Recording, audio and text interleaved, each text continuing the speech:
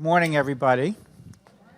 We're going to spend a lot of time together here, so hope we'll be very informal. And as David said, I'm going to try to leave a good bit of time for questions, both before the break this morning and then before lunch. But if there's something that's really not clear as I'm talking, raise your hand and ask me to clarify it, because you're here to learn. And if you have a question, you know that 10 other people have that question, and some of them are embarrassed to ask it. So, okay, so the wrong slide sets up because we're going to flip them, right? So originally when David asked me to talk, he asked me to talk about two things. First are all the issues that come up when you have to make a decision for another person who has dementia. And then second was for me to talk about the joys and challenges of caregiving. But I sent the slides in a month or two ago, but as I thought about it yesterday afternoon when I was flying up, I thought it really made much more sense for me first to talk about dementia. What is dementia? To really set the stage, because I believe that the better informed we all are about the disease or the diseases that cause dementia, the more understandable all the challenging issues become. So I'm going to start by talking about what is dementia and Alzheimer's, and then in the second half get to the questions of surrogacy. Okay, so first slide. By the way, I should have asked. I don't know if there's a clicker or not that where I can advance the slides. Okay. The first point to make is, as far as we know, what people used to call senility has been with us at least as long as written history. There are descriptions in the Bible, in Hippocrates, of older people becoming forgetful. So these are not new diseases. What's different is that we're really living in a revolutionary age, in a sense that it's an age of longevity. This is the first time in human history where most adults have several living grandparents. Okay? The average person now lives to 80.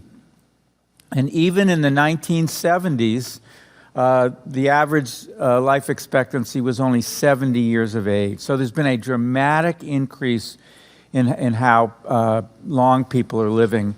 And this slide just shows the fact that even back in 1900, there were people with dementia and there were caregivers.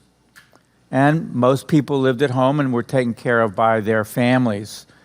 But you can see that this curve goes up dramatically in the last 40 years or so. The first point there is that it was really only, and I'll come back to this in a minute, only in 1968 that we realized that what people used to call senility was actually a brain disease that we now refer to as Alzheimer's disease. So that's in the lifespan of many people in this room. So before 1970 or so, people thought you get old, you lose your memory. That's just normal. And we've known now since 1968 that that's not the case. The other point here is that unless there is some kind of prevention or cure, the number of people with dementia, and therefore the number of people who are caregivers, is going to continue to increase quite dramatically, probably double in the next 20 years. So without a medical breakthrough, this is one of the major public health issues of our lifetime. Okay, next slide. Okay. So again, David asked me to talk about caregivers, and I'm going to do that and then talk somewhat about these diseases. But it's important to realize that about 2/3 of people with dementia are taken care of by family members in their own home. So about 1/3 live in some kind of facility, but about 2/3 of people live at home. And that's been true in the United States for decades. The vast majority of caregivers are women. Okay? And that's not because women live longer, but whether you look at sons and daughters-in-law, at every generation, women provide the greatest amount of caregiving, in spite of the fact that more than 50% of women in the United States now have a full-time job. So many women are both full-time caregivers and full-time job earners. Another important aspect of caregiving that we've come to appreciate is it is not just physically challenging, but emotionally challenging. If you look at people who are caregivers, men and women actually, the rates of emotional distress are about 3 times higher in caregivers than in people who are the same age but are not caregivers. It's really hard.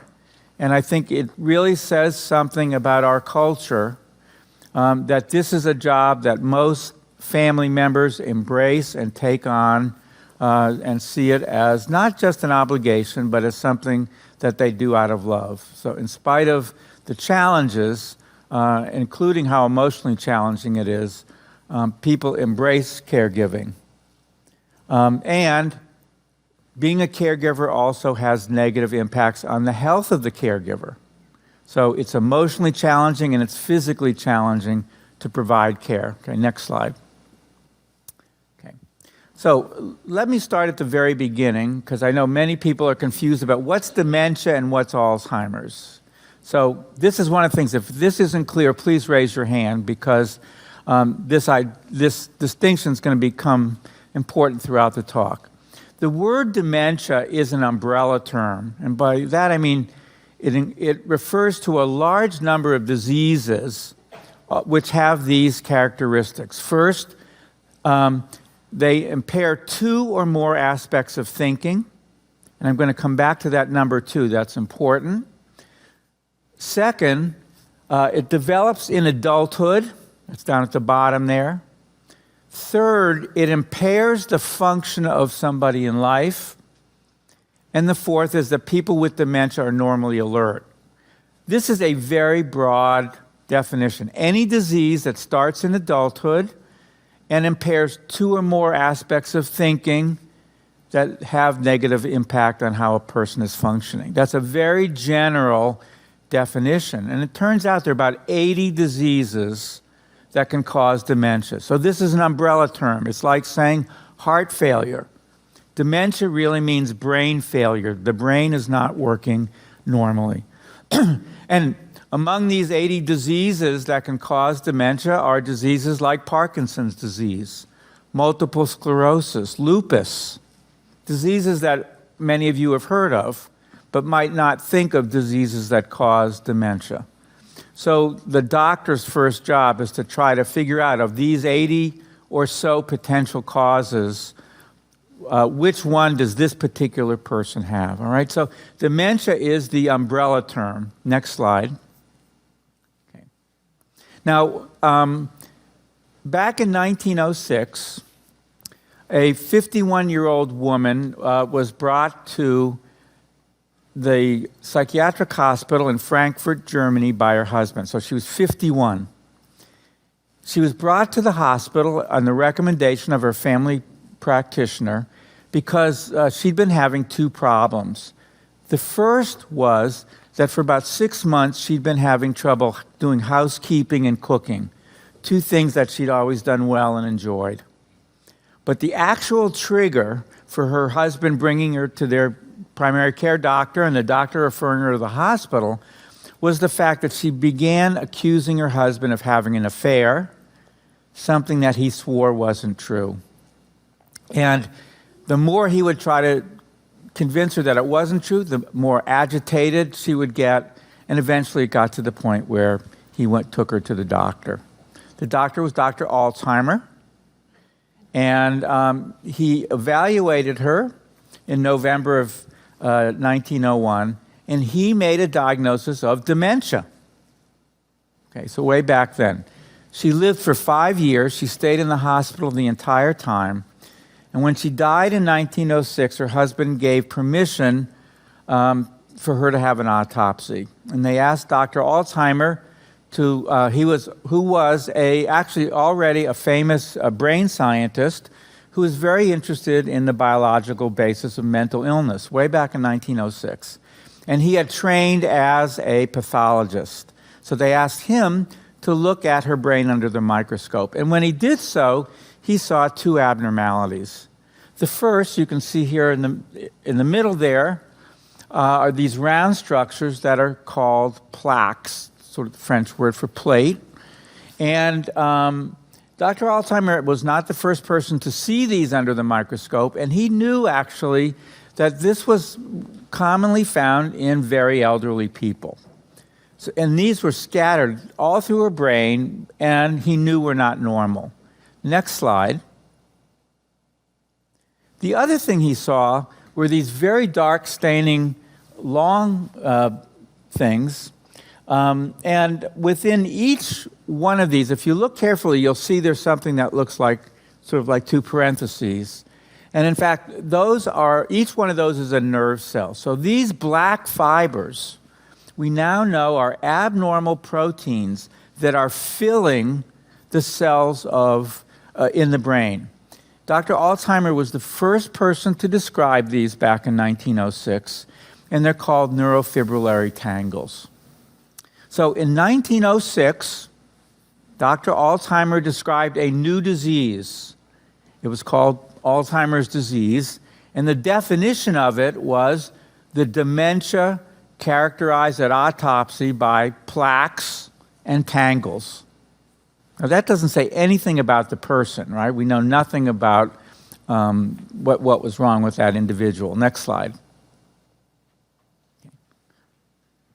So what is Alzheimer's disease then? Because again, that definition doesn't tell us about a person. So again, believe it or not, the definition of Alzheimer's disease is really pretty straightforward. And although you often hear, well, doctors can't make the diagnosis in life, the truth is that when the diagnosis is made, the doctors are accurate about 90% of the time. Now, you might be thinking 90%, that doesn't sound too good. That's A-. But believe it or not, if you use autopsy as a standard, that's actually an excellent grade. For example, about 25% of people who are found to have had a heart attack at autopsy, it was unknown to their doctor. Okay. So we're actually fairly good at diagnosing Alzheimer's disease in life. And again, the criteria are very simple. So number one, it's a slowly progressive dementia. So what does that mean? That means that by the time the person comes to the attention of their family or their doctor, they have usually had symptoms for 2 years on average. Long time, okay. Now, it's usually only in retrospect that people realize this has been coming on gradually. And I'm going to come back to that 2 years in a few minutes. Second, the person should have a full medical, neurological assessment to eliminate the other 79 causes.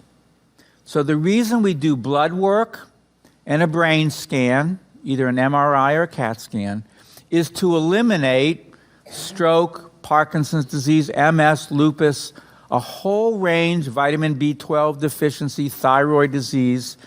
So the physical exam and the laboratory evaluation says it's none of those other diseases. So we call those the exclusionary criteria. You exclude the other 79. And then the inclusion, what makes you say this is Alzheimer's, is that you have to remember have two impairments in thinking.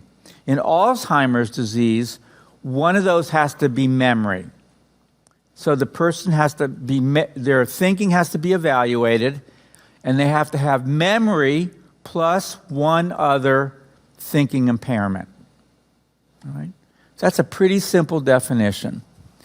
Now, what are all those other fancy Greek words up there? So it's memory plus, and I'm going to talk about these for a few minutes again, because I think if you understand the symptoms, you begin to understand the challenges in caregiving. Okay. So doctors learned, even before Dr. Alzheimer, that if you put a Greek or Latin name on something, you can charge double. So these things all have fancy names, but they're actually in English.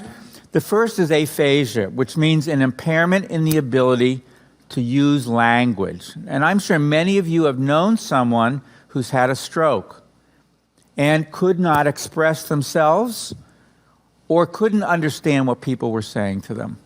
It turns out that people with Alzheimer's disease develop the very same kinds of language impairments, impairments in communication, but there's one difference between a stroke and Alzheimer's. A stroke is an instantaneous event. So it's obvious that someone could speak normally yesterday or an hour ago, and now they're having trouble. But in Alzheimer's disease, all these symptoms develop very gradually. So when you're living with a person, very often you don't realize that you're filling in for their language impairments, just as we do often with someone who's had a stroke. But again, there it's obvious. But a lot of communication problems arise because the person doesn't understand what we're saying, and we don't realize that. Okay, so next slide. Okay. So everyone has memory impairment, and again, either a problem in language, and I'll go through these other, doing or perception. Next slide. Okay. So this is just an example of the kinds of language problems people have. This is from a patient I saw many years ago, and she actually was brought to me by her children about 2 months after her husband had died. She'd lost 20 pounds. She was not taking care of the house, again, something that was very uncharacteristic. And she was, every time the children would go over and try to help her, they'd get into a terrible argument. They brought her to see me because they thought she was depressed following her husband's death. And I started to ask her some questions. And this, what's written here, is an example of her speaking. Now, by the way, her handwriting is pretty good. It's better than almost any doctor I know. Certainly better than my handwriting anyways. So I said, I'd like you to write a sentence. And she wrote, "You are required to place a big time." Whoa. Now, and by the way, I'd ask her a question, and this is the kind of answer I'd get. It was obvious to me within 20 seconds that there was something wrong. So, of course, I did. What do you do when someone doesn't make sense? You raise your voice. You say, "Write me a sentence." I mean, it's ridiculous, and we all do that. So does anybody even have an idea? What does this mean? You are required to place a big time. Well, because I was sitting there in the conversation, I thought at the time, she was saying, "You're asking me to do something that's very hard." And this, again, if you've known anyone who's had a stroke, often, and is having language problems, often you can sort of figure out, based on the context and the circumstances, what they're trying to say. What was happening in this family is her sons had no idea that she was not making sense verbally, because this had been coming on so gradually for a couple years, and because her husband, they didn't realize, had been doing the cooking and the cleaning for, only in retrospect when we asked did they realize, oh yeah, he'd been doing that for more than a year. And when they had said, "Dad, why are you never liked to cook before?" He said, "Well, your mom's been doing this for 40 years. I felt like it was my time." Made sense to them, but she probably couldn't do it. So they didn't realize that they were having these kinds of language problems. So people with Alzheimer's disease have either trouble getting the words out, so they don't say very much, that's one kind of language problem, or they speak a lot, but the words don't make sense. And that's what this is called, a fluent aphasia. A lot of words, no meaning. And again, we know this from stroke, that we see these all the time. All right. So remember, Alzheimer's disease, everyone has memory impairment, an inability to learn new information. Where are you? Who's the president? What did you have for breakfast? Plus either language problems, next slide, or what's called apraxia, again, a fancy word to mean an inability to do everyday things. Now, what does that mean in English? That means trouble getting dressed, bathing, using a knife and fork, brushing your teeth. Okay. Now, think about all those things. Okay? If you've got children or grandkids, when did they learn to get dressed? Brush their teeth. Write. Color. Hold a pen. Use a knife and fork. These are things that every one of us in this room, and our kids and our grandkids and humans forever, we have learned to do between ages 2 and 6. Right? And we all learn to do them in the same way. So the clearest example are eating utensils. Think about it. How do kids learn to feed themselves? So when they're a year and a half, 2, they start with that spoon, right? And it takes about 6 months to get the spoon level and to get more to go down the throat than down the face. But eventually they get that. Then they get to the fork. Takes another 6 months to get the peas on the fork. That's a real skill. And not till they are 4, 5, or 6 are they able to use a knife. This actually is very useful information in caring for people with Alzheimer's disease, because almost all of these tasks, dressing, bathing, using utensils, become unraveled in the opposite direction that they're learned. So the first thing that people lose is the ability to use a knife to cut their food. Then they lose the ability to use a fork. Then they lose the ability to use a spoon. But they can still finger feed themselves. Eventually, like an infant, like a newborn, they have to be fed. They don't know how to feed themselves. Again, same thing with dressing in the opposite order. So when they're a year and a half, 2, they can help you pull up their pants or pull a jersey or shirt, blouse over their head. But it's not until they're 5 or 6 that they can do snaps or buckles or zippers. Right? Think about hooking a brassiere behind your back. That's a real skill. And that's something that develops late because it's very complicated.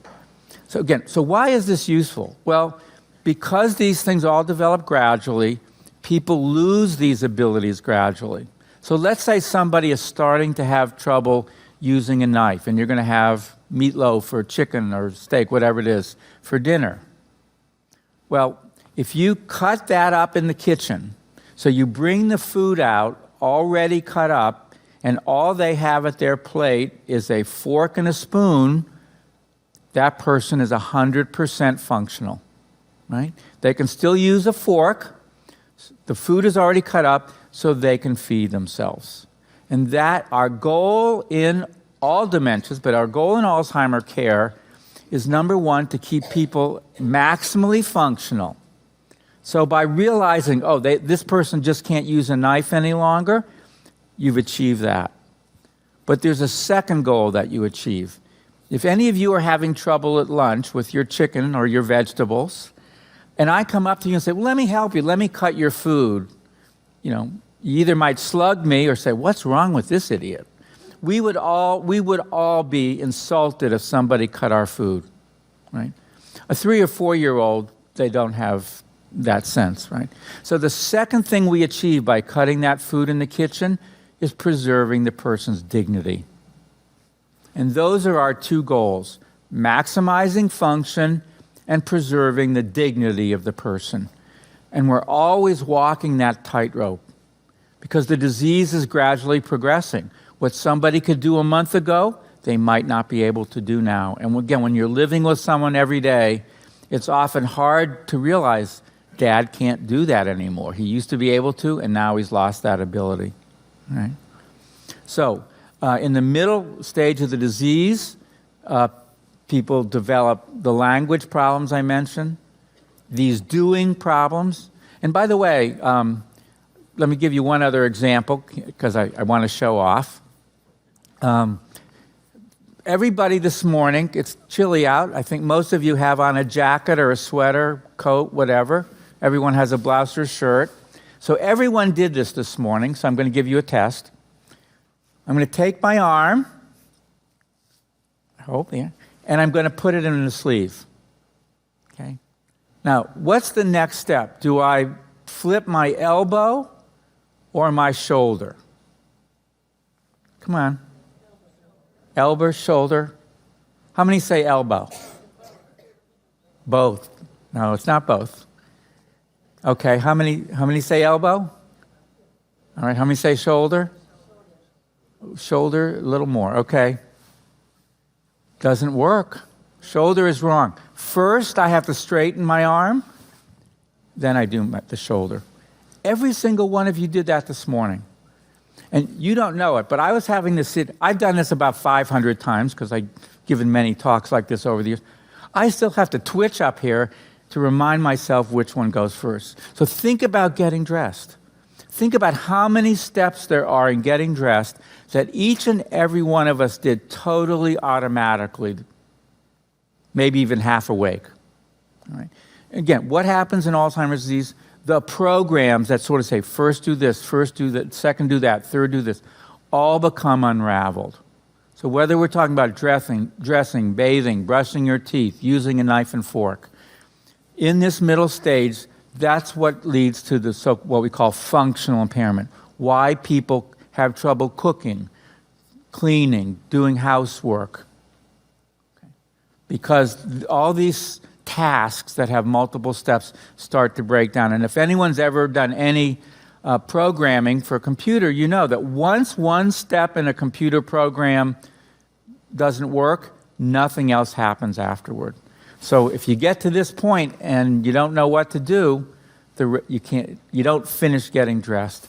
But there's a whole set of steps that become before that. So again, how do we learn to get dressed?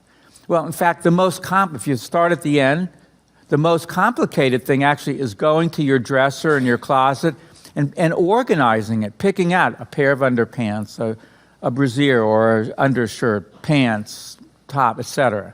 So if somebody's starting to have trouble getting dressed, if we just lay their clothes out on the bed, they don't have to really organize it. Next, they might need to be told, look, now put on your underpants, now put on your slacks, now put on your shirt. Okay? But if you provide that level of organization, they can still get dressed. Eventually, just like a little kid, we have to help them get dressed. All right? So there is a logic to the way people develop impairments. And I think that understanding this can help everybody use common sense in trying to make some things better. Okay, next slide. So then that next fancy word is agnosia. You might know the word gnosis from the Bible, to know or recognize. And this refers to the fact that people with Alzheimer's disease lose the ability to perceive the world accurately. People with Alzheimer's disease don't see the world the way we do. And this goes wrong in a couple different ways. Okay? One of the amazing things our brain can do is look at something and figure out what's more important and what's less important. So, for example, many of you are looking at me right now, but in the corner of your vision is that television box over there. And hopefully, your brain is saying, Rabins is more important than the TV box.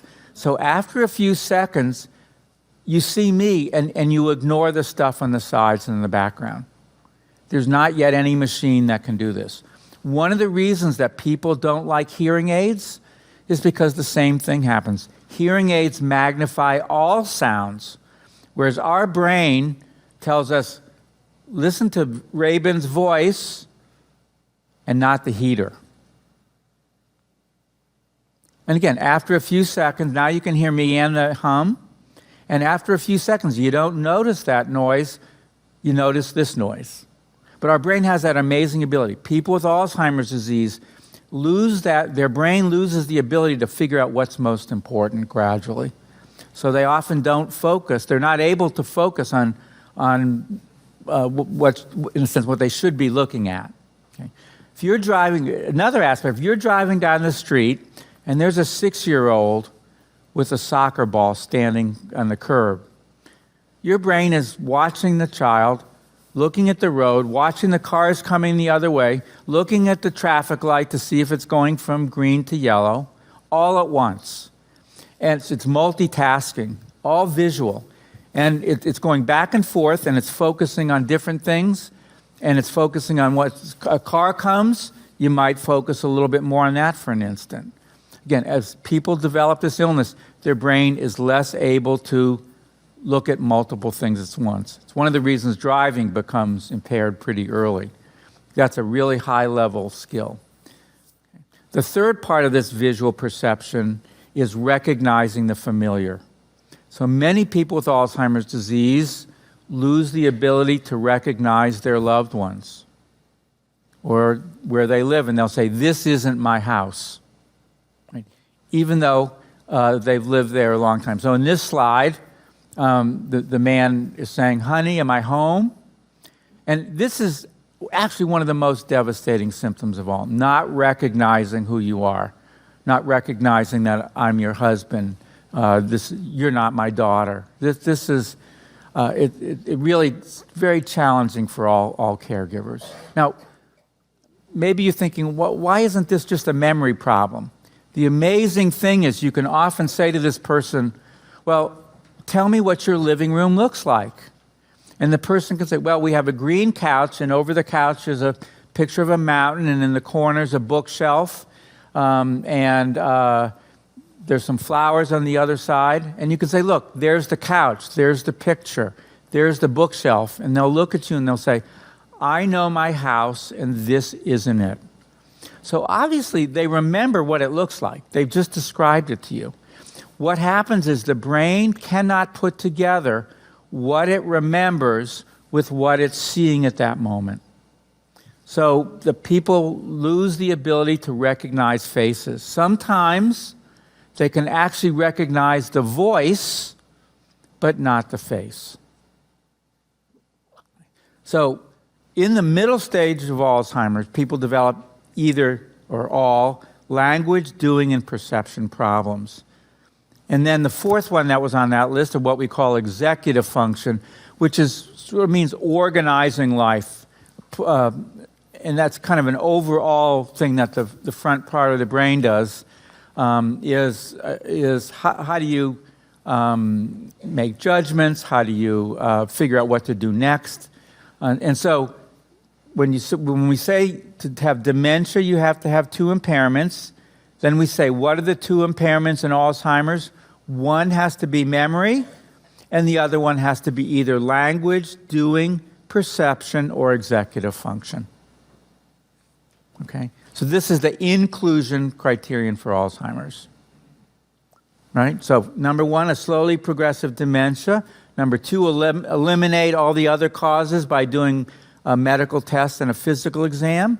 And then number three, saying it does look like Alzheimer's because there's an inability to learn or an impairment in learning new information and trouble with language, doing, or perception, or organizing life. And that's a pretty simple medical definition. Next slide.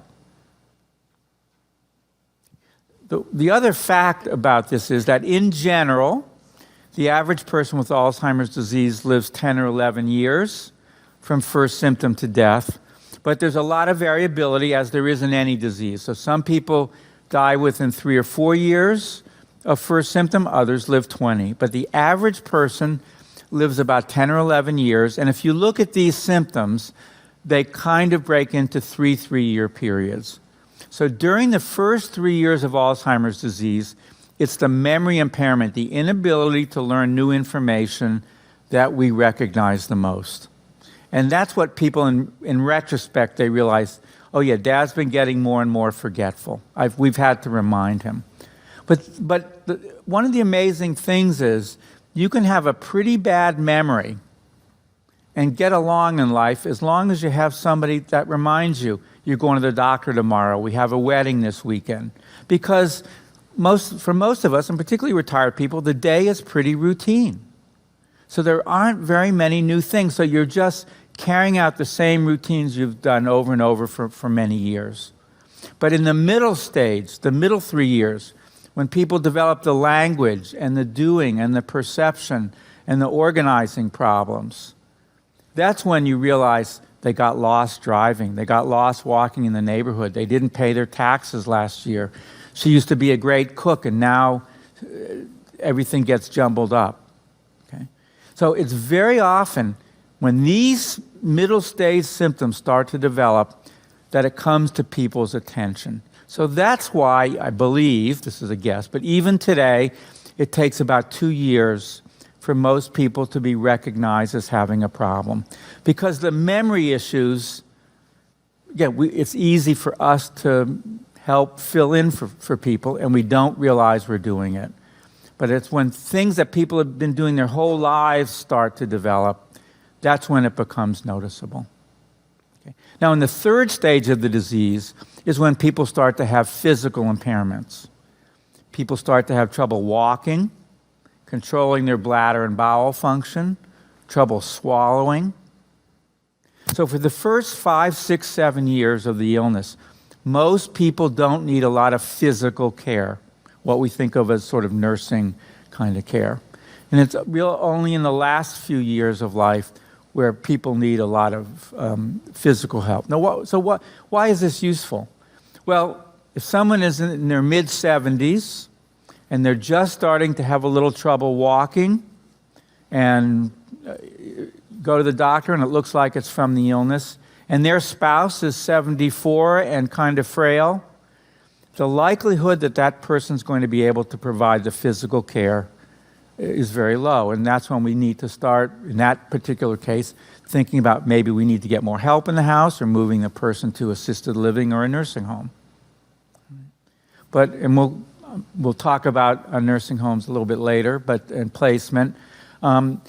So understand, getting back to one of the points I made at the beginning, it's my belief that understanding some of these facts helps to start making sense of what's a really complicated, seems like a complicated disease. It doesn't fix things, but it helps us use common sense, both to decide there are things we can do to make life better for that person and ourselves, but also to be realizing that there's a limit to what we can do as individuals and as families. These are relentless diseases, and they eventually rob people of the ability to do and care for themselves, and often for family members, no matter how well-to-do you are, to provide the kind of care that you want to at home. Okay, next slide. Okay, next slide. This just says it sort of another way. Okay. Now, remember that the umbrella term dementia. Turns out the most common cause of dementia is Alzheimer's disease, and it accounts for about 2/3 of all cases of dementia. And there are 3 other common causes, and people argue about all these percents, but they're sort of, I think, roughly right. What's called vascular dementia, which is primarily due to little strokes in the brain, accounts for 15 or 20%. But it also turns out that a fair number of people have both Alzheimer's disease changes and little strokes in their brain at the same time. Then there's dementia with Lewy bodies and frontotemporal dementia. I'm not going to go into detail of those. I'm happy to answer questions later. But the issue is that each one of these has a different pattern. So the pattern of symptoms that I've just described to you, that's Alzheimer's disease. And each one of these has different characteristics. And again, I'm happy to talk about that a little bit later. Next slide. Okay. So back to what I was saying at the beginning. Why is it that everybody in the United States knows about Alzheimer's disease? When I went to medical school, I graduated in 1973, I had one mention of the word Alzheimer's disease, and we had a 6-week neuropathology class, and there were a couple of days when they said, there are a number of diseases that are so rare you'll never see them, but you have to memorize them for the test, typical school. One of them was Alzheimer's, and you got to learn that it has plaques and tangles. That's all I ever heard about it. So how did we go from that to the fact that, now, you couldn't find an adult, I think, in this country who hasn't heard about it. Again, part of it is driven by what's called the age-related prevalence of the disease. As you can see, before age 60 or 65, Alzheimer's disease is very rare. Okay. But it's strongly associated with aging, and I tend to give conservative numbers. So by age 81 or 82, and that's when President Reagan was diagnosed, probably 25 or even 30% of people have dementia, mostly Alzheimer's. And by age 90, it's at least 50% of people have dementia.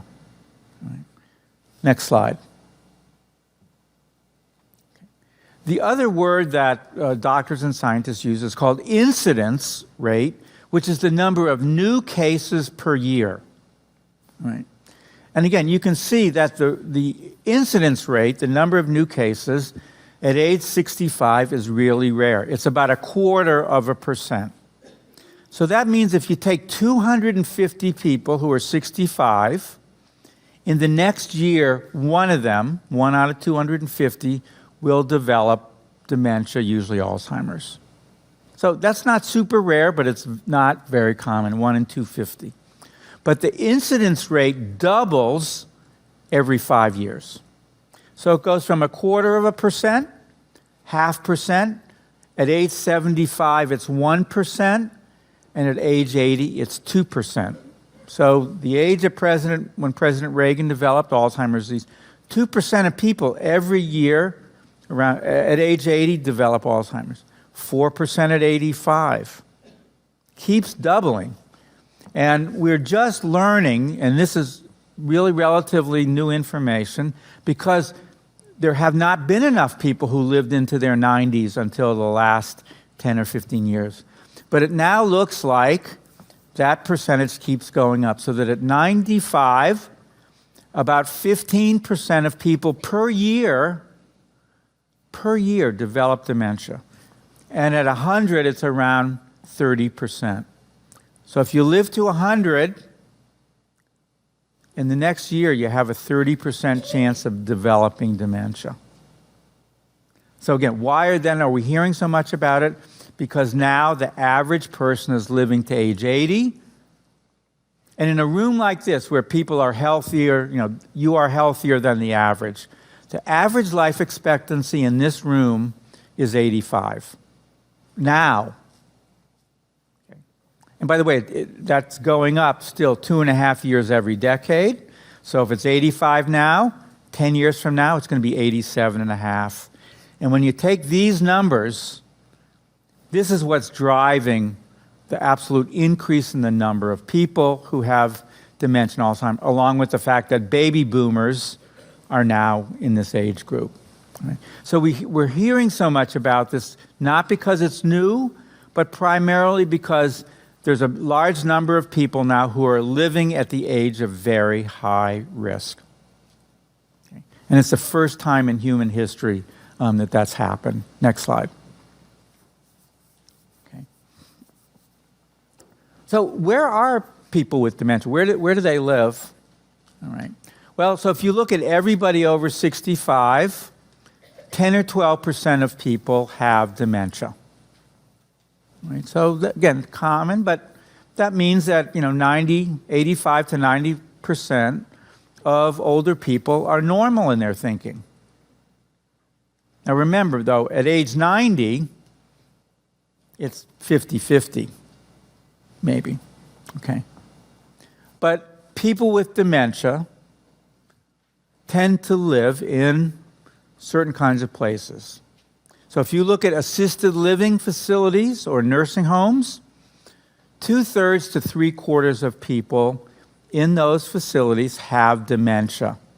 And that's the primary reason they're living there. Okay. If you look at home health, about 20% of people who are receiving acute home health care have dementia. Why? Partly because they're older, when you have other physical problems, and partly because they can't take care of themselves because of the dementia. And often people don't realize why they need extra help. Okay. So in a way, we actually have a separate health system for people with dementia. Long-term care, aides coming into the house, assisted living and nursing homes. This is a whole care system for people with dementia. I think that's what we need. That's the reality. This is good, not bad.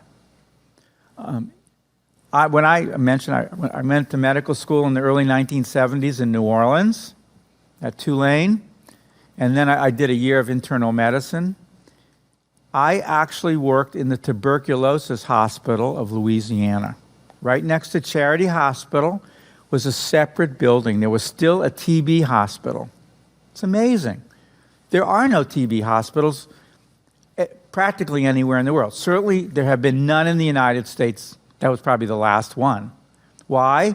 Because treatments developed, and all those sanatoriums that existed all around the world and in the United States are gone. If we develop a treatment or a prevention for Alzheimer's disease, nursing homes and assisted living facilities, they won't totally disappear because there are people who have other physical conditions that need that care. But the number of beds is likely to go down 80%. Pretty amazing. And we just don't think about those facilities as all being necessary because of these diseases. Next slide. Okay.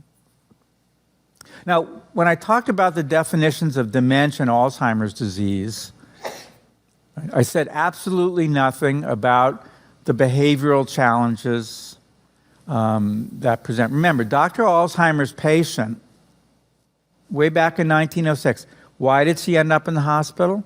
Because she was accusing her husband of having an affair. That was the trigger. And if you ask family members who are taking care of somebody with dementia, what kinds of challenges are you facing? You get this kind of list. 100%, you see in the middle is the percent. 100% of people will say, my loved one is having memory trouble. But then they'll say, he or she is, they're demanding, suspicious, explosive, accusing me of doing things, not eating well. Next slide.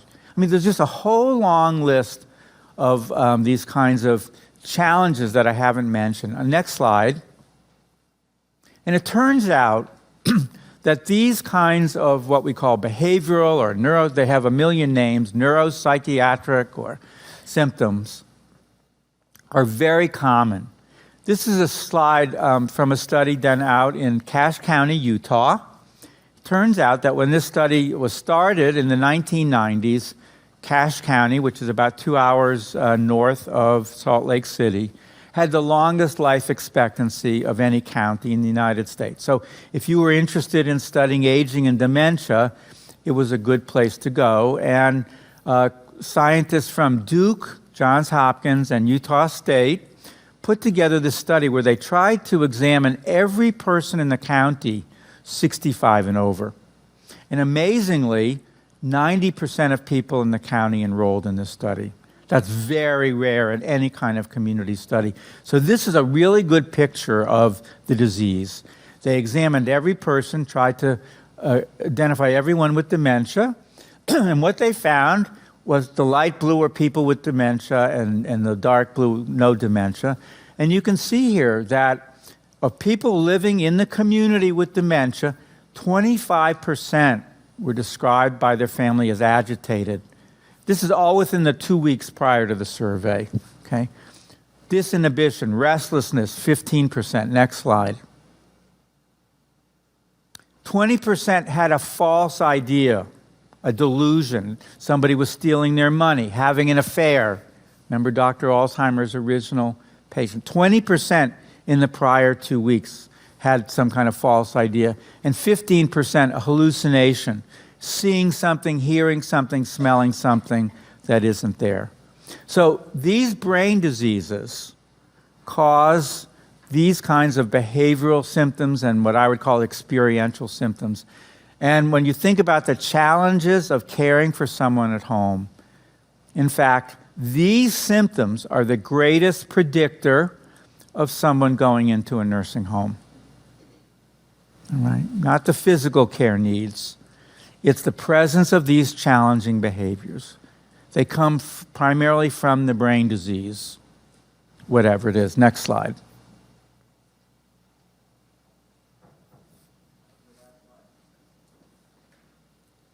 Okay.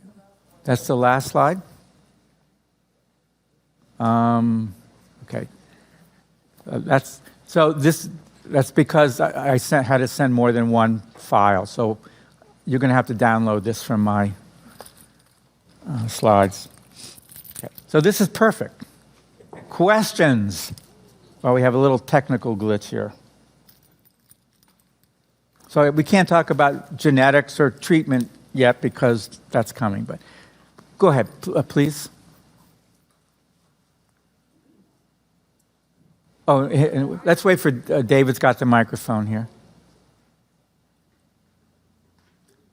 So it should be labeled Dalton, probably caregiving. All right. So that I understand the behavioral, physical problems, for example, if I have a person for whom I'm caring or a client, I'm a realtor and people frequently share these kinds of things. If a person has incontinence, would you then say, has that person been tested for a prostate issue, or maybe he has an enlarged prostate, or maybe she has, multiple children, has bladder issues from that. So the first thing you encourage, or in my case, if I take my husband, that would be that. Or if they are taking a medication that causes wakefulness, if a physical problem can be the cause of that problem, you don't then label that as dementia. But if there's no physiological problem for it, then you suspect that it then is the brain problem. Is that how I'm understanding what you're saying? Yeah, I think you make a couple great points here, and there's a little bit of the treatment involved here, but I think that's a great way. You're thinking, the way a doctor has to think is someone comes in with a problem. Okay, I can't control my bladder. My husband can't control his bladder function. So there are many, many reasons that a man in this case, would have that problem. And the doctor has to start saying, okay, what else is going on here? Number one. Number two is going to order some blood work.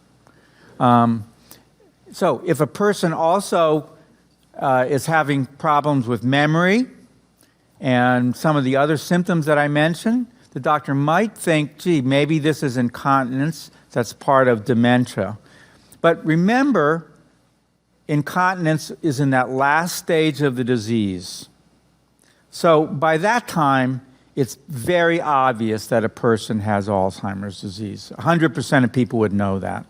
So let's say someone has mild memory problems, more than they used to, or they can't function the way they used to, but they're doing pretty well, and they have incontinence. That wouldn't make sense. That it might be some other disease causing dementia, but it's very likely that there's some other medical issue going on. So that's one of the reasons that everybody in which we're concerned about their memory has to see a doctor for an evaluation, number one. And then number two, I think your point is, anytime a new problem develops, the person has to be medically evaluated to make sure that it's not some new medical condition, a bladder infection, or a prostate problem in a man. You're absolutely right. So again, and I see that as one of the, and you'll see when we talk about treatment, hopefully that it's up there. I can't quite tell.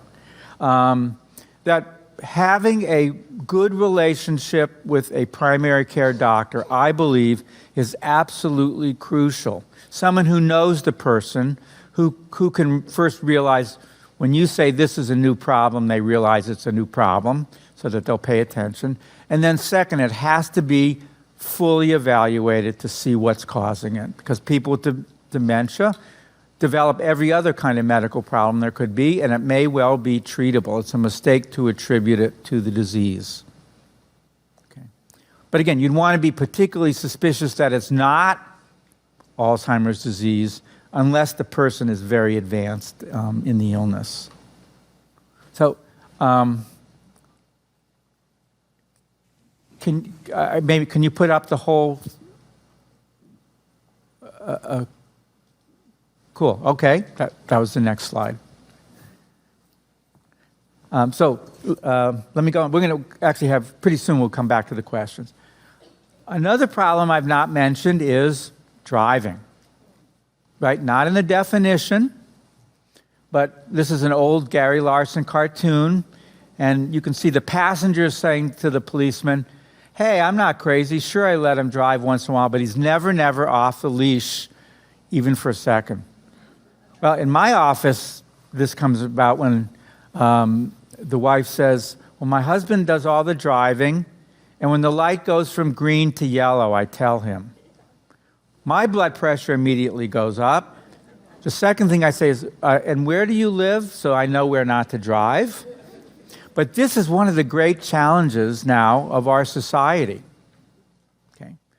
Because eventually, everyone with Alzheimer's disease is going to lose the ability to drive. But it turns out that in the first stage of the illness, when memory is the primary noticeable symptom, people with Alzheimer's disease have the same accident rates as 17-year-old boys, right? So if you're arguing from a logic point of view, if we let those idiots drive, why shouldn't we let people with Alzheimer's drive? So many people say absolutely no one should drive with dementia or Alzheimer's, that's wrong. So then the question, okay, even if you agree to that, and not everyone does, when should people stop? And the truth is there is no test to tell us when do people lose that ability. Okay. So what do we do? Well, number one, if you're a caregiver, if a person has an accident, whether it's anything goes wrong, a fender bender, gets lost, you have to have a very high suspicion that it might be the illness. Okay. Number two, there are people who do driving evaluations, and it varies some by state, but there are occupational therapists who are actually trained to give driving evaluations. Now, what they actually do is first they give people a written test, and it's really a set of psychological tests, and a lot of people fail them, so they never do the on-road test. But they can then evaluate at that point whether the person is safe to drive. But the part of the challenge here is that in our culture, driving isn't just one of the things that you do in life, right? Driving means you're an adult, you're independent, right? You can go to the hairdresser or go out to breakfast with the guys when you want, when you drive, if you're retired. To take away driving in our culture for many people means you're not independent, it's an insult. And because driving is so automatic, many people with dementia are able actually to drive for a long time. So we've got to, I don't think there is yet a right answer. And again, some states, it's a reportable disease, and then they require everybody to have a driving test. But for most states, there's one of these gray areas. And I think I believe it, in a sense, it's really a legislative problem. Doctors can't say when someone should stop driving. And there is no test that's really good at telling us when that is. But clearly, getting people to stop driving is a challenge. And when people start having problems, the burden falls on the family. It's one of the great challenges of being a caregiver, is convincing someone not to drive. And one of the things that I recommend is this is where you blame the doctor. This is what I tell all my families. Tell your father that I said he can't drive, not you, and that next time you come to see me, you're going to ask me why I did that. So you ally with the person, and I sometimes give people a prescription. You cannot drive. So you show them that and tell them, you'll argue with me next time you come see me. And occasionally that helps. But this is a huge challenge that we have. Next slide. Okay. So again, as I mentioned, the vast majority of people, about 2/3, are taken care of at home by family members. Next slide. And this is Japan. And Japan is ahead of everywhere else in the world. They have the oldest if you will, population. They have the largest number of people over 80 of any, percentage-wise, of any place in the country. But this is, sorry, this is blurry too. But this is what's happening in this country as well. This was just sort of the nicest slide I could show. And that is that over time, okay, number one, the number of people with dementia living with a spouse is growing up, is increasing dramatically. But the number of people in institutions is also increasing. So we're going to be seeing an increase both in the number of people living at home with dementia and the number of people in institutions. However, for the last 20 years, in every single state, including Georgia and Tennessee, the states have set a limit on the number of nursing home beds. Because, why?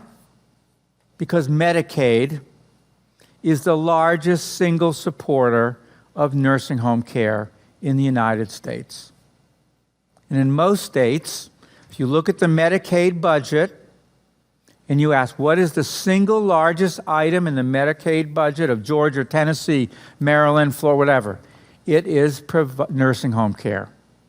So the states have said, gee, if we don't increase the number of nursing home beds, we won't have to pay more money, right? So that's in part, large part, what has driven the assisted living industry, which in 1980, there were 0. Assisted living didn't even exist as when the 36-hour day was written in 1981, the phrase assisted living wasn't in there because there was no such concept. Now, as many people live in assisted living as live in nursing homes. Why? Because we need these kinds of facilities to care for people that we can't take care of anymore at home. And I think we need to be more innovative in thinking, how can we provide that kind of care when families are not able to any longer? Next slide. Okay. Here's one of the challenges. The number of children per elderly person is going way down. Okay, so this just the blue line are the number of children. This is in the world, percentage-wise, and the green line are the number of old people. Right? And it's a 50-50 split between caregivers. About half of caregivers are spouses, and about half are children. So in the future, we're going to have a lot fewer children and a lot more people who have dementia need care. And I don't have an answer, but this is one of the challenges that we face in caregiving going forward. Next slide. If you ask caregivers, what kinds of challenges are you facing? And I mentioned this at the very beginning. Okay. They'll report all kinds of challenges, physical, emotional. About half of caregivers will report that there's disagreement in the family. So that's the norm almost, at least about half of families. And about 25% of caregivers report feeling really guilty. So next slide. So I got interested in this a number of years ago, and we did a study in which we examined a number of caregivers of people with dementia, and those are the black circles, and caregivers of people who had metastatic or disseminated cancer. Those are the open triangles. Okay? And we compared the two groups on a whole variety of measures, and you can see in a lot of them, in anxiety and anger and denial, they're pretty similar. But look at guilt. Okay, at the beginning of we follow people for 2 years. At the beginning of the study, the single biggest difference between cancer caregivers and caregivers of somebody with Alzheimer's disease was much more guilt in the Alzheimer's caregivers. Okay. Well, and why might that be? I think that these diseases that cause dementia are guilt engendering. Why? Because if you're a caregiver for somebody with cancer, that person, the cancer patient, is still making his or her own decisions.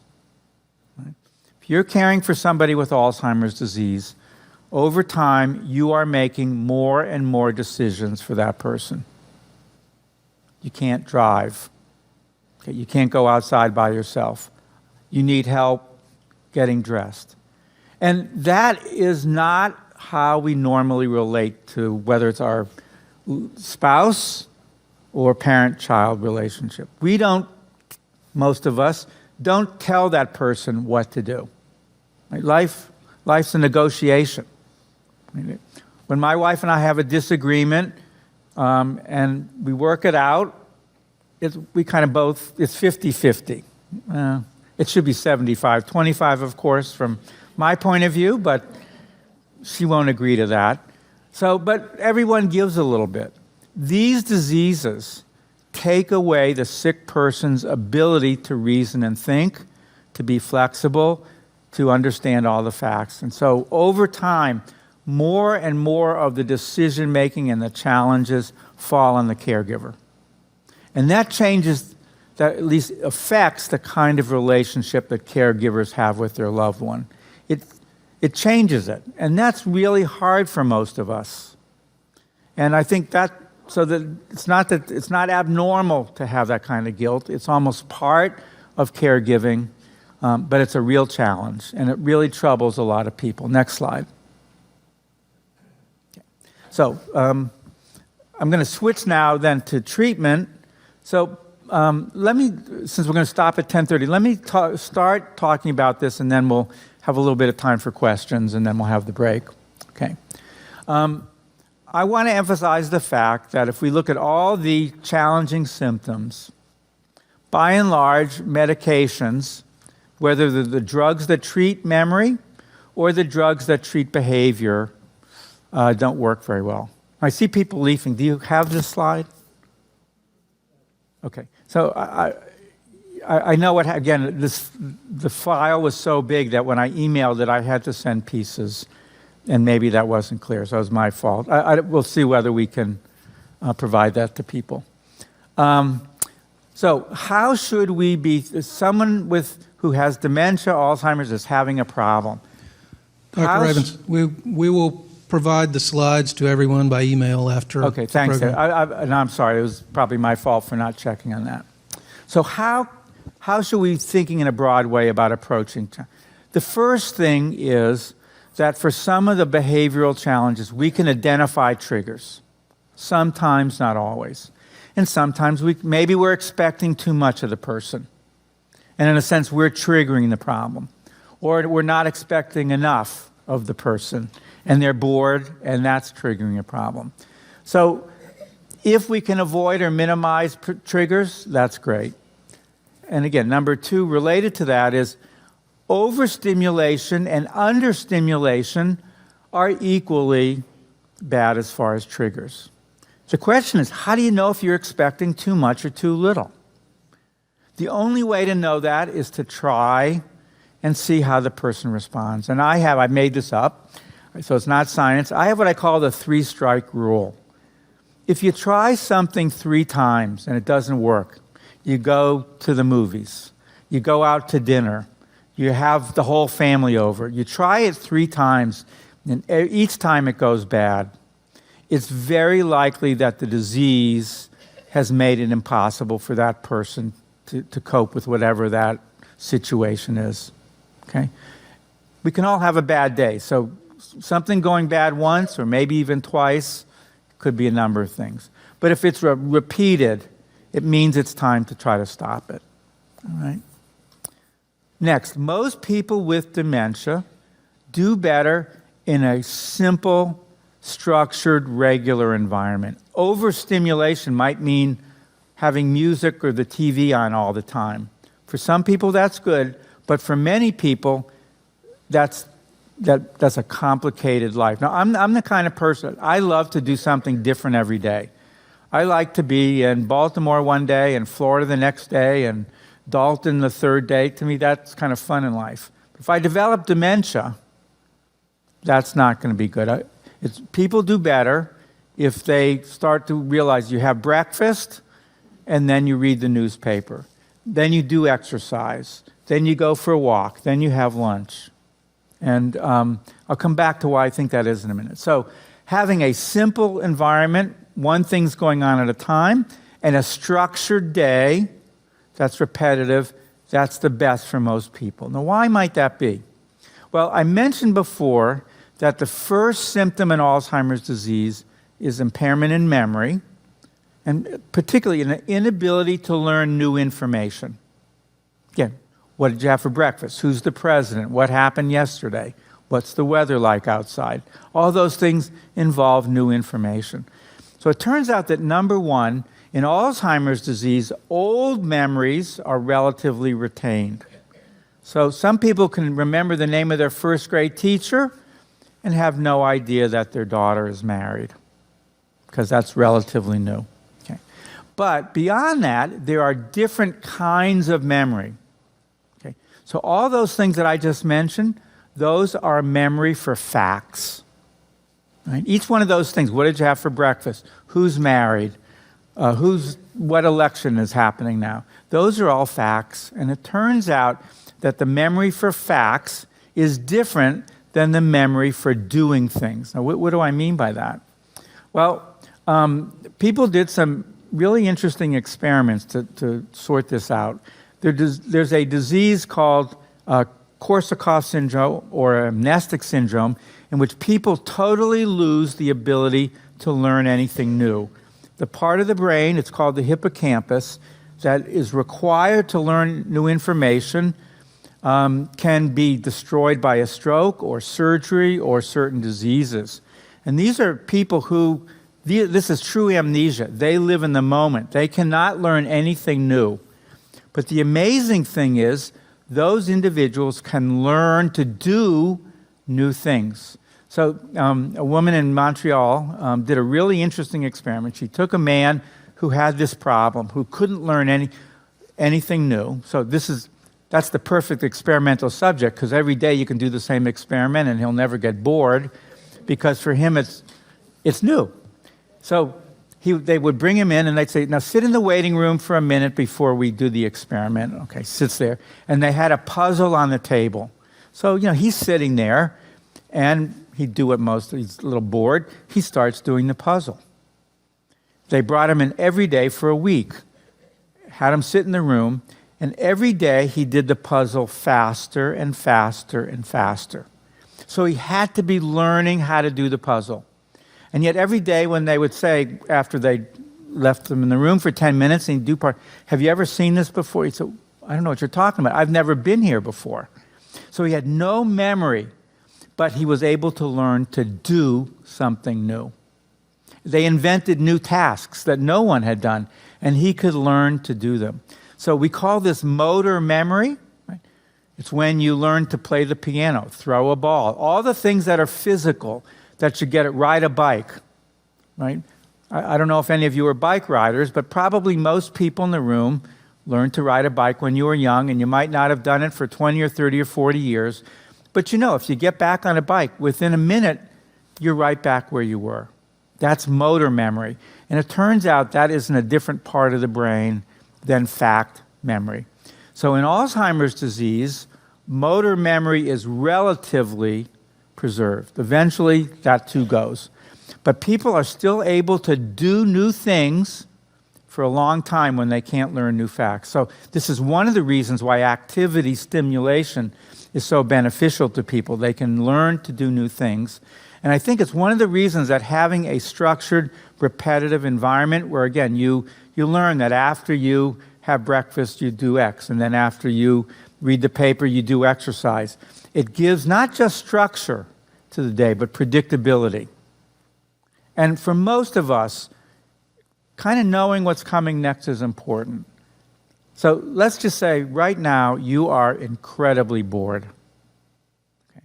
But you're sitting there saying, I know we have a break at 10:30, and if I can just hold on to 10:30, I can get out of here, and if I stand up right now and walk out, I'm going to be embarrassed because 3 people here know me. But no one will realize it, right? Knowing it's 10:30, that helps most of us. And so having this kind of structured day helps, I believe, this is a guess again, I think helps people with dementia learn a pattern of life that gives some predictability, and I think is really calming for many people. Okay, just a couple more and then we'll stop. The next one is talking through things. What does this mean? When you're helping somebody do something that they're having trouble with, most people seem to benefit if you explain it step by step. So someone who can no longer brush their teeth by themselves. Okay, Bill, let's get the toothbrush. Great. Put it in your hand. Okay, let's put the toothpaste on the brush. There you go. Stick it under the water. Oh, good. Okay, let's go up and down. There you go. Back and forth, up and down. Okay, inside out. You're doing a good job. Spit. Talking people through things, getting dressed, all the things that we're helping people do, again, seems to calm many people down. And part of this is a tone of voice. Again, I think part of it is by our talking them through it, they kind of know what's happening, they know what's coming next. And not getting upset, our not getting upset, but being very matter of fact really seems to help a lot of people.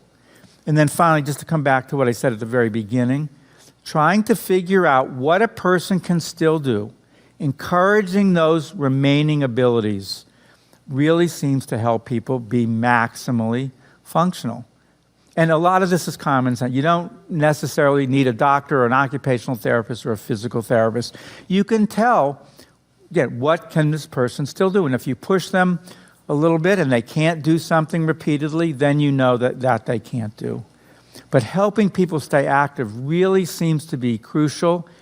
And there are a few studies now that suggest that keeping people active at the level that they can do slows down the decline of the disease. Okay? Meaning making people less active than they're able to is a bad thing. Okay, so let me stop there. Again, we have a few minutes for questions, and then we'll come back about 10 of. So questions about anything that we've talked about so far? Yes, sir. Yes, sir. Has there been any correlation drawn between Alzheimer's or even any kind of dementia-related illness and things like attention deficit, particularly as it exists in adults? Sure. So when we look for risk factors, what are some of the risk factors for developing dementia? There's 6 or 7 that seem pretty clear. Having high blood pressure in midlife, having diabetes, having depression earlier in life, having low education, and having vascular heart disease. Those all seem to be pretty strong risk factor, at least increase the likelihood that someone will have dementia. So far, we have not been able to convincingly find that early life stress, attention deficit disorder, autism, that those increase the risk of Alzheimer's disease. Now, keep in mind that if you take any brain disease, and I think in some ways attention deficit disorder or autism, those are depression, those are diseases of the brain. They have some overlap in symptoms. If you have attention deficit disorder and can't concentrate, then that's a cognitive impairment, just as in Alzheimer's. But at least now it looks like that doesn't in any way relate to those brain changes that I mentioned in Alzheimer's. But depression earlier in life, for reasons that we don't understand, seems to in some way be a risk factor for developing Alzheimer's later in life. Yes, I was curious if there's like a percentage split between patients who are aware they have Alzheimer's and those that are not aware. Yeah, I think one of the great challenges, thanks for asking that question, because it's very important. One of the relatively unique features actually of Alzheimer's disease, even compared to other dementias, is that people lack insight. So if you look at people with the vascular dementia, the stroke-related dementia, or people with Parkinson's disease, the dementia caused by Parkinson's disease, they generally are aware that they have impairment. At least 2/3 of people with Alzheimer's disease have no awareness. And it's actually my clinical experience that even that third of people who say, oh yeah, I have a problem with my memory, when you push them a little bit and say, well, is it really a problem?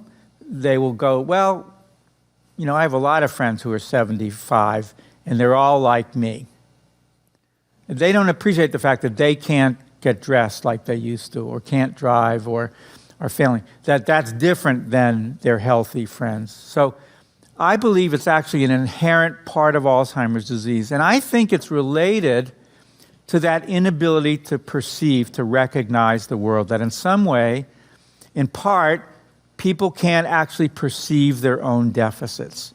And we know that this actually happens in people who have stroke. If you have a stroke in the right side of your brain and you're totally paralyzed on your left side of your body, there are some people with stroke who don't know they're paralyzed. And when you show them their hand and say, move your arm, and they'll say, okay. You say, move your arm, and they don't do it. They can't appreciate that they're paralyzed. And this is called the parietal lobe, this part of the brain. And I think that's part of why Alzheimer's patients, they have plaques and tangles in that area, and they don't have that ability to perceive. That's number one. Number two, if you have a memory impairment, okay, so you can't remember what happened 5 minutes ago, how do you know you've forgotten something? Right? It's not even in your mind that you don't know what you had for breakfast because you don't think about it. So I believe that this is actually a relatively specific, early on particularly, it's a relatively specific symptom of Alzheimer's disease. I don't think it's a psychological denial, for example, and some people do, because if that were the case, then you would see it in stroke dementia or all the dementias. It's much more common in Alzheimer's. I think it's a very challenging aspect of the disease, and it gets back to that guilt. Unfortunately, it means the person can't say thank you for taking care of me because they don't know they have a problem. And therefore, we have to know in our hearts that when we come to capacity in the next half, we have to know we're doing the right thing when we're making decisions for the ill person, because the disease robs them of that ability to appreciate that they need somebody to help them. Yes, ma'am. You mentioned that a lot of the medications that people take don't work very effectively. If I take my husband to a neurologist and he automatically says, we need to start you on Namenda or whatever, what are the kind of questions a person should ask, be aware of, and can you refuse? Will it do damage to refuse medication? Okay. So there are essentially now 4 medicines approved by the FDA to treat Alzheimer's disease specifically. 3 of them, Razidine, Exelon, and Aricept, all, as far as I'm concerned, they're all the same, even though every company says theirs the best or has some advantage. And then there's Namenda or Memantine, which does very little, in my opinion. I've got strong opinions here, but may help some. So the evidence is that about a third of people who take these drugs can be shown to have a measurable benefit on a memory test, a cognitive test, and that's what the FDA, and it makes sense to me, requires as a standard. Okay. So, but we cannot predict ahead of time, number one, who benefits. Number two, that benefit is pretty modest.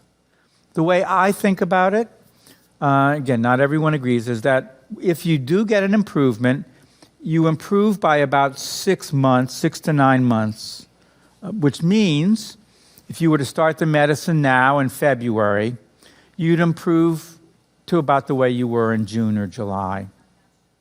And most people say, gee, my husband or wife wasn't that different in July than he or she is now.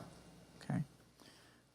So, knowing that, and there's now evidence that if you get a benefit and you stay on the drug for 2 years, you keep that benefit even that far out compared to someone who didn't get the drug or who had stopped. So how should people approach this? Number one, like every medical treatment, it's an individual decision, and again, often the reality is it's the caregiver and patient together who are deciding, or as in many things, it's really the primary caregiver who's making the decision. What I find in my practice is that the vast majority of people want to try it, and the medications have relatively few side effects. So from a safety point of view, it's not that they don't have side effects, but nothing that's permanent, very little that's life-threatening. So you should ask about side effects. And what I recommend to my families and patients, if you're going to try it, you try it for 3 months. Okay. I believe if you see absolutely no benefit after a decent trial, then it's up to you whether you want to continue it or not, or stop it. Some people want to do everything and want to continue it, and I think that's an absolutely reasonable decision. If they see no benefit, and I see no benefit because I'm testing their memory and their function, and I see no benefit, again, what they want to do is their choice.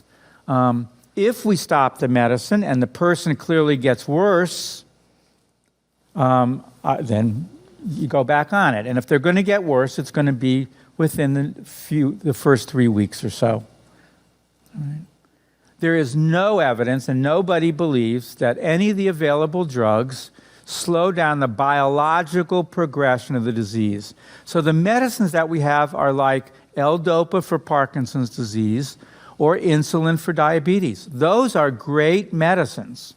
They help people a lot, but they don't change what's happening in the body or the brain. All right? So, it's not easy because this is these drugs are nowhere near as powerful as insulin or L-Dopa. L-Dopa is an amazing treatment for many people with Parkinson's disease. It makes them a lot better. These drugs for Alzheimer's are very modest in their benefit. But, it's the best that we can do. Yeah, Eddie.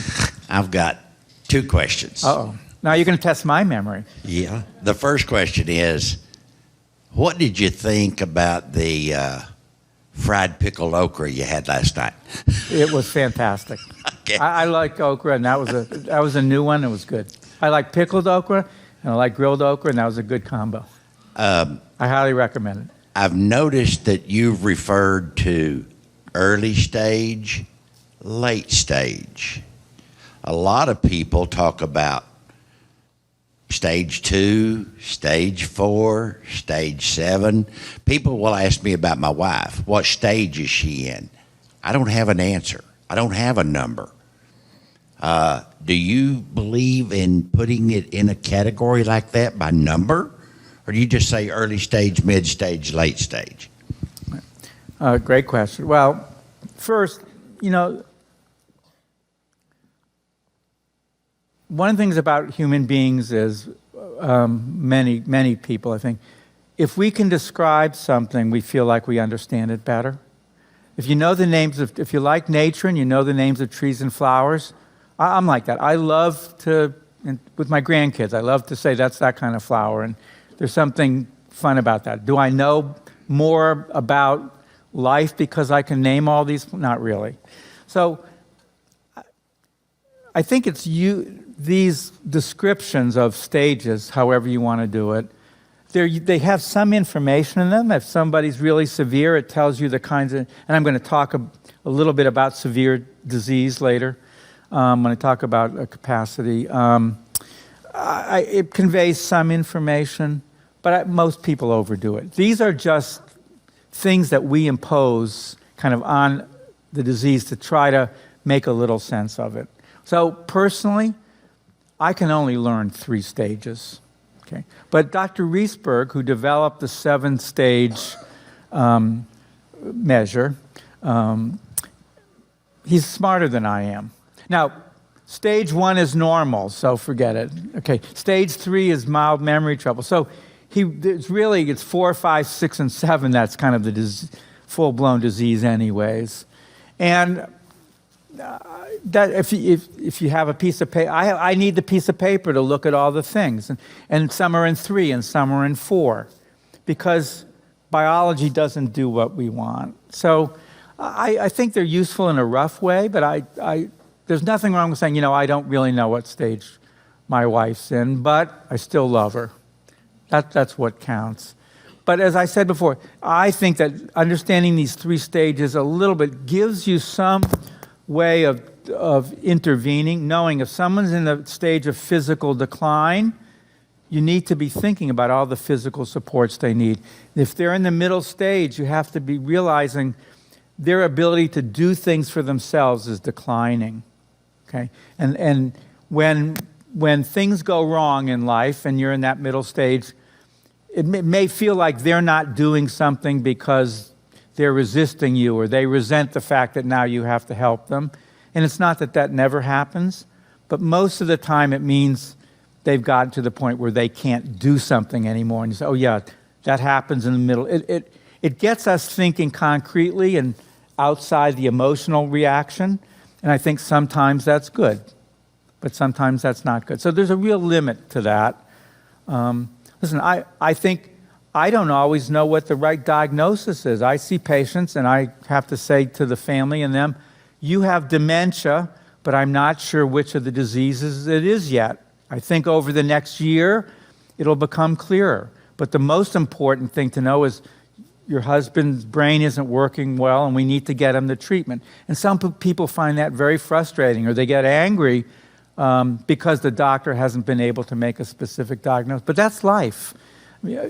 Again, the biology, we don't know everything, and we can't peer into the brain. And even if you make the right diagnosis, that doesn't answer all the care questions anyways.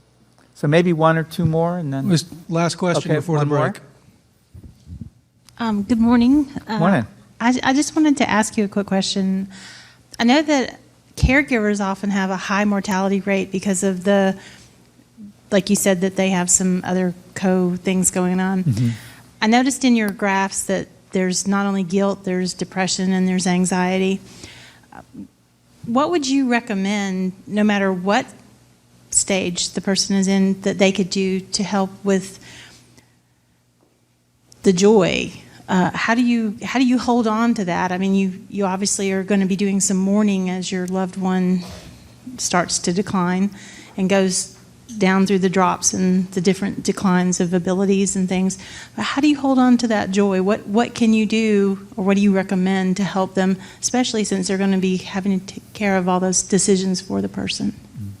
That is the perfect question to end this part on.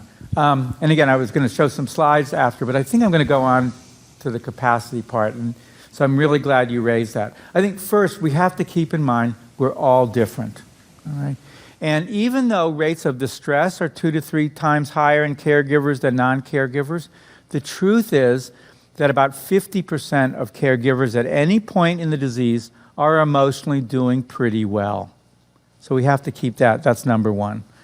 Number two, there are a few things that I urge all the family members that I work with to do that I think can help. Number one is, please never promise your loved one that you won't place them in long-term care.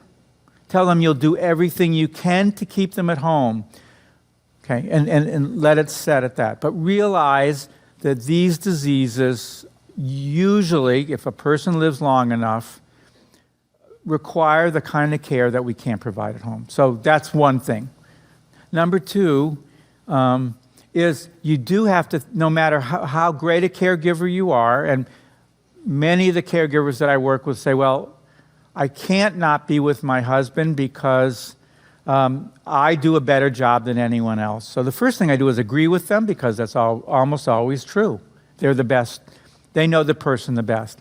But I go on and say, if you don't look out for yourself, that in the end, you're going to be hurting both yourself and the person with the disease. So I urge people to find parts of the day, at least a couple days a week, when they can get away, be with their friends, go shopping, go to a movie, whatever they enjoy, play bridge, whatever it is that they like, to try to get away. And that might mean asking other family members or friends to help. Or it might mean when they offer help, not to immediately say, no thanks, I don't need it. To realize that getting away every Tuesday afternoon and Friday morning, that's good for both of you. I think that's some kind of relief and respite from the 36-hour day. Really, that phrase means it's like the disease, taking care of the disease never ends. Every day is a really long time. That's second. Third, to realize if you are feeling really stressed, anxious, depressed, talk to somebody. Do you have a good friend that you can just get it off your chest? A daughter, a son, a minister, a counselor. There's no shame in that. Support groups, the Alzheimer's Association support groups, I think for many people are a tremendous emotional support. It's one of the few places that a caregiver can realize I'm not the only one who's guilty, angry, who yelled at my spouse, who I love, feeling overwhelmed. That's important because being a caregiver is very isolating. Now, none of these things are right for everybody. Some people, support groups don't work. They dislike them. But for many people, they're helpful. So I think those are a number of things. And again, I think it's healthy to be able to talk about the negatives and the positives for most of us. And to realize, be able to say, this is really hard, or I really miss the person I married. I feel devoted, I'm doing the right thing, but sometimes I feel like this isn't the person I married. I mean, that's so heart-rendering to say that. But to be able to get that off your chest to someone that you can trust, I think can be very positive. So those are some of the things. But again, to realize that there are a lot of joys and positives and be able to talk about them as well. One of the things that I've learned is that being a doctor, and most of us here, we value our minds, right? We think that's an important part. It's not all of life, but thinking is important. And I think for many people, imagining losing your memory, your mind, is the worst thing, the most embarrassing thing that can happen. But when you see people interacting, you realize that you can be a really great grandparent and not really remember the names of your grandkids. But they can still climb in your lap and climb all over you, and you can do all the kitschy-coo things that you do with grandkids just as well when you have Alzheimer's as you could. And for that child, your grandma or grandpa. And so losing, I don't want to downplay how terrible and horrible it is, but there are lots of pleasures and joys in life. And I would say the final thing is that if you appreciate that for the person with dementia, they are living in the moment. That's a phrase, right? That's the Zen life. You live for the moment. Well, in Alzheimer's disease, people lose their past, which is scary, but they also lose their future. Because, again, having memory means that you know that we're going to go on break in 1 minute. That's the future. And if you don't remember that we're going on break, you're just living right here in this instant. And that's the life of a person with Alzheimer's. So if we can focus as care providers on the fact that when you're sitting there, the person is enjoying it, or you're having a laugh, or whatever it is, and that's what's important. It's not important that they know how good or bad the Falcons are, or maybe even that your daughter got married last weekend, which is a wonderful thing, but they can't remember. It's right in that moment, you're having a relationship which is really important to them. That's where the joy comes in. And being able to share that, it's a special part of life. So helping people see that, maybe memory is not the most important thing in life.